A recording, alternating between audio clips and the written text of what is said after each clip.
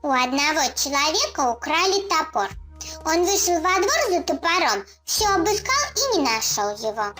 А за воротами стоял сын соседа.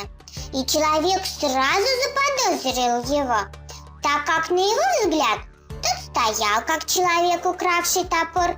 Он ходил, как человек, укравший топор. И даже смотрел, как человек, укравший топор. Тут человек, у которого украли топор, споткнулся о свой топор. Он его не заметил раньше. Подняв топор, он посмотрел на соседского сына. Тот стоял как человек, который никогда не брал топора. Он смотрел как человек, который не сможет украсть топор.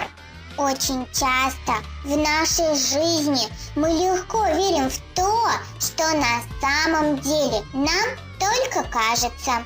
Остерегайтесь идти на поводу у первичных эмоций.